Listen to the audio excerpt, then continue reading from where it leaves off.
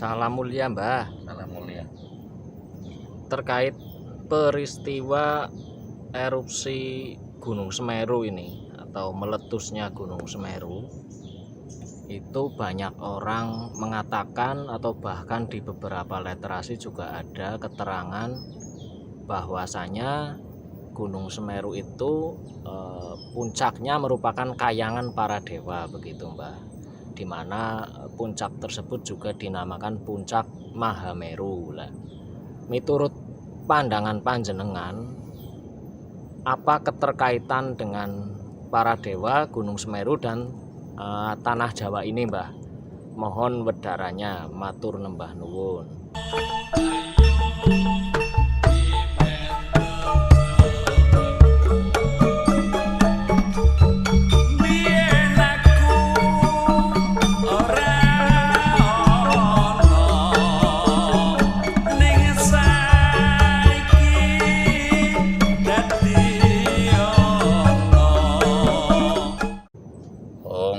Jati nuboni hajat-hajat leluhur Nusantara tapi salam mulia.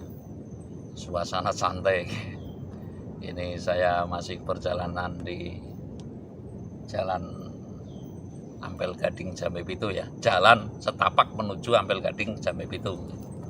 Saya masih lelaku di Gunung Selok, di Gunung Serandil. Saya cenderung mengatakan begini Mas, bahwasanya kalau Gunung Mahameru atau Gunung Semeru itu pindahan dari Gunung Meru kalau nggak keliru dalam sejarahnya, dibawa oleh para Sanghyang, diantaranya Sanghyang Wisnu dan Sanghyang Brahma. Namun saya cenderung meyakini, bahwasanya pusat inti para dewa berada di tanah Jawa. Tanah Jawanya di mana? Pada awalnya adalah di Gunung Mahameru atau Gunung Semeru. Ya, sekali lagi, dari perpindahan taruhlah dewa dari India menuju Toba, menuju kepada Gunung Mahameru atau Pulau Jawa, Pulau Jawoto. Makanya di sana kalau nggak keliru ada Arcopodo. Artinya mengawali pertama di tanah Jawa ini adalah di Mahameru. Ya, namun dewa kan juga berpindah dari Mahameru, juga pindah lagi ke Gunung Lawu, pindah lagi ke Gunung Sumbing, Sundoro, Dieng gitu loh. Ini literasi. Namun pada awalnya memang di Mahameru. Lah saya cenderung mengatakan bahwasanya ini Mahameru menggebrak penghuninya. Ya, taruhlah ojo siro podo ora percaya. Sekali lagi, ojo siro podo ora percaya. Kelamun tanah Jawa ini, apabila tanah Jawa ini adalah bumi Jawoto, dan di situ ada inti, dewa inti di dunia ini, dewa yang inti itu ada di tanah Jawa. Saya meyakini itu. Lah siapa sajakah? Yaitu adalah Sanghyang Wisnu, Sanghyang Brahma, bukan Bromo tapi Brahma. Jadi inti para dewa yang saya maksud adalah Sanghyang Wisnu, Sanghyang Brahma, dan Dewa Siwa gitu, Sanghyang Siwa. Artinya Sanghyang Siwa ini ada yang menceritakan adalah dewa pengrusak. Kalau saya meyakini adalah cenderung kaki Anoman atau Mayangkoro, begitu aja lah. Kan dalam literasi Hindu juga ada nih kan. Nah, Sanghyang Siwa cenderung saya meyakini Mayangkoro, dan lalu Sanghyang Brahma saya meyakini adalah kaki Semar atau kaki Ismoyo Jati, atau dalam Majapahit sudah disebut Sabdo Kalon. Lah ini Pamomong. Dan lalu Sanghyang Wisnu ini adalah Dewa Andum Kabagyan. Artinya Dewa Andum Kabagyan ya kebahagiaan begitu loh. Jadi Brahma, Wisnu, Siwa adalah inti dewa, dan saya meyakini bermukim caranunya itu di Pulau Jawa. Di Pulau Jawa ini awalnya adalah di Gunung Semeru begitu loh. Makanya di sana ya ada Arcopodo, itu Jawoto ing Ngarsopodo. Ngarsopodo kan di bumi gitulah, cara singkat saja. Intinya bahwasanya ini adalah menyatunya Brahma, Wisnu, Siwa menggebrak para penghuninya ya anak cucunya termasuk kita gitu loh. Untuk jangan engkau tidak percaya, jangan engkau tidak yakin yang bahwasanya bumi Jawa ini adalah bumi Jawoto. Lah, lalu ketika yakin ini, dewa ini menjagokan kepada kita gitu loh, menjagokan kepada kita agar ya ajaran budaya adiluhung ini warisan pokok ini. Ajaran budaya adiluhung jangan disamakan, mohon maaf, dengan ajaran dari Mancabraja atau Lanyang ing Pangucap ini agama. Lah, budaya adiluhung adalah budaya yang adi itu tinggi, luhung itu lebih tinggi. Artinya budaya dan budaya adiluhung kita harus semestinya kita bisa membedakan begitu loh. Artinya budaya adiluhung kang ngukur rasaning liyan kaya dene ngukur rasaning pribadi. Ojo ngasih gawe cuaning liyan. Lah, ini kan di antaranya budaya adiluhung itu banyak sekali lah. Kalau kita ungkap ya, yang jelas secara literasi besar saya mengatakan sering Budi Pekerti, Trapsusilo, Subasito, Udonegoro ini mesti dikembalikan baik terhadap sesama maupun terhadap alamnya begitu. Sehingga kita itu diingatkan dengan gebrakan para dewa ini, kamu kembali kepada relnya begitu loh. Kembali kepada relnya, ojo ngluncak-ngluncak. Artinya begini. Sekarang manusia beriman dituntut oleh tulisan. Kita harus menyadari itu ya. Kita beriman itu dituntut pas dengan tulisan. Lah, kadar iman ini kan berbeda-beda. Saya tidak menjelekkan agama, itu bukan. Namun sejatinya iman telenging kalbu atau toto sing rasa kang nyoto yang disertai dengan perilaku yang beriman. Artinya begini, mungkin saya sedikit merana ke sana ya. Orang yang berbudi luhur itu tentu orang yang beragama. Tapi orang yang tapi tidak menganut agama. Orang yang mengaku dirinya beragama belum tentu melakoni tindakan agamanya begitu loh. Orang yang cenderung mengaku beriman belum tentu melakoni imannya.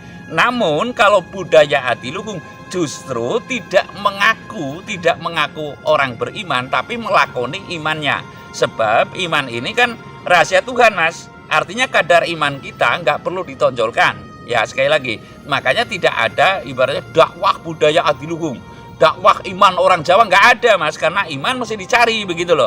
Ya, artinya kita nggak cukup dalam lisan, dalam kata-kata, dalam mentarget kepada sebuah iman. Lah, saya cenderung mengatakan bahwasanya dewa ini menggebrak penghuninya, ojo siro podo kaya ngono.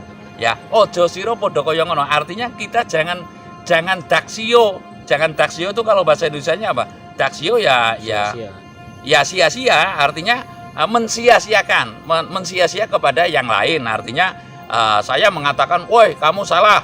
Woi, kamu." Lah, padahal kita juga belum tentu benar gitu. Artinya di mana ada salah, di situ tentu ada benar. Artinya di situ cenderung kalau budaya adiluhung adalah ngupati becik sejatine becik, ora itu membenar-benarkan, tidak itu menyalah-nyalahkan, tapi menuju kepada kebajikan bersama. Murih lan becike. Artinya kita mesti gotong royong, kita mesti saling menghormati, kita mesti saling ya ibaratnya ya kalau saya mengatakan tabe uluk salam mulia itu dengan segala kerendahan hati, maksudnya dengan niat saling tolong, dengan niat setulus-tulusnya, tidak saling mengingkari. Lah ini loh, artinya topik besar budaya adiluhung, keselarasan alam, keselarasan kehidupan manusia, keselarasan kehidupan alam ini mesti dikembalikan kepada titik sentral rasa rumangsaning urip. Rasa rumangsaning urip, apabila tidak, dewa ini juga mohon maaf menggebrak itu ya kalau menggebrak mungkin murka ya semi murka, saking sayangnya ibaratnya ya mohon maaf, menggebrak ini adalah demi kepentingan kembalinya kamu kepada rel kemuliaan, bukan berarti membenci begitu loh. Lah apabila tidak, otomatis ini berdampak kepada hal yang lebih lanjut atau mungkin menjadi daripada kejadian yang sudah begitu loh. Seperti sekarang saja kan kejadian corona belum begitu habis, taruhlah gitu. Terus kejadian lagi Gunung Semeru, terus mungkin nanti gelombang besar di lautan, lalu nanti mungkin ada banjir bandang dan sebagainya lah. Kita diajak digebrak ini untuk diajak kembali ke relnya budaya adiluhung, atau cara gampangnya sekarang ya rel Pancasila. Kita berpancasila taruhlah yang sesungguhnya, jangan hanya ibaratnya hanya slogan belaka gitu loh. Negara Indonesia berdasarkan Pancasila harus betul-betul manusianya berperi kemanusiaan. Artinya ya harus betul-betul berpancasila, meyakini adanya hal yang gaib, adanya Tuhan Yang Maha Esa. Kalau tanda meyakini harus berperi kemanusiaan, harus mau bersatu, harus mau bermusyawarah, dan harus mau mewujudkan kesejahteraan bersama. Kalau sekarang kan ya mohon maaf, nonsen, sopo siro sopo ingsun, berbeda dengan zaman tempo dulu begitu loh. Indonesia merdeka ini bukti nyata bahwasanya sukarelanya, ketulusannya bisa mewujudkan kemerdekaan. Mestinya sukarela itu lebih ditingkatkan setelah merdeka. Kenyataannya sekarang nonsen gitu loh. Lah intinya para dewa ini menggebrak kita penghuni Nusantara, penghuni tanah Jawa ini untuk kembali kepada relnya. Oke, tanya Mbah, terkait pemahaman kadewatan atau pemahaman para dewa tadi yang panjenengan sebutkan dari awal itu, apakah itu tidak termasuk, kalau istilah secara akademik ya, sinkritisme gitu, apa, pencampuran keyakinan dari Hindu India ke Jawa begitu Mbah? Kan itu kalau kadewatan identik Hindu gitu Mbah. Makatan Mas, artinya beginilah gitu loh. Kalau mohon maaf sekarang, ya kalau kita dianggap meniru Buddha, mungkin mohon maaf ya, percampuran meniru Buddha, meniru Hindu boleh-boleh saja. Namun kasus nyatanya Hindu yang di sini mungkin berbeda dengan Hindu yang berasal dari pokoknya. Pokoknya dari mana itu Hindu? India. Nah, Islam di sini mungkin juga berbeda dengan Islam pada pokoknya. Di sini intinya adalah budaya adiluhung ini yang berjalan begitu loh. Ya budaya adiluhung ya yang penting kita ya berketuhanan, berperi kemanusiaan, mau bersatu gitu lah, mau bermusyawarah, lalu untuk mewujudkan kesejahteraan sosial. Saya tidak akan membandingkan ibaratnya antara keyakinan Jawa dan keyakinan Hindu, keyakinan yang lain begitu, Buddha dan sebagainya, saya nggak akan itu. Tapi kasus nyatanya ya, mengapa mohon maaf Buddha itu dari Thailand, dari India juga Mbah, dari India, dan lalu mohon maaf candinya ya, tempat pusat peribadatannya ada di tanah Jawa. Lah ini mana yang lebih unggul, sana yang meniru apa kita yang meniru? Ini taruhlah arahnya ke arah situ ya, kalau kita diimbang-imbangkan. Lalu kalau yang wujud asli dari kita adalah gamelan. Adakah yang bisa meniru gamelan? Tidaklah itu dari A, negara B, negara yang lain begitu, nggak ada. Gamelan tetap hanya ada di tanah Jawa, hanya ada di Nusantara, dan saya yakin turunnya gamelan ini adalah juga wahyu begitu loh. Jadi ya monggo-monggo saja, saya tidak bermaksud mencampurkan, tapi saya mengatakan inti para dewa di muka bumi ini saya meyakini hanya ada di tanah Jawa atau tanah Jawa ya, dan lalu sekarang menggebrak dengan ditandai Gunung Semeru ini erupsi gitu atau meletus, agar kita ingat kembali, apa kita keliru ya, mengingatkan anak cucu, taruhlah kan enggak gitu, mengingatkan anak cucu agar lebih meyakini di sisimu ada aku, di sisimu ada aku yang mendukung atas kesempurnaan hidupmu gitu loh. Intinya mari kita jika yang mau gitu kembali kepada relnya pondasi adiluhung ini, atau sekarang yang telah terdeklarasi itu adalah Pancasila. Mari kita kembali kepada relnya Pancasila, mengamalkan Pancasila yang sesungguhnya. Jangan sampai Pancasila hanya dalam kata-kata dan lalu masih banyak gelandangan asli Indonesia gitu loh. Jadi niscaya apabila Pancasila telah teramalkan dengan sesungguh-sungguhnya, bukan sebaik-baiknya, saat teman-temannya lah sesungguh-sungguhnya, niscaya Indonesia akan menjadi puncak dan pusat peradaban dunia. Saya rasa demikian. Terima kasih.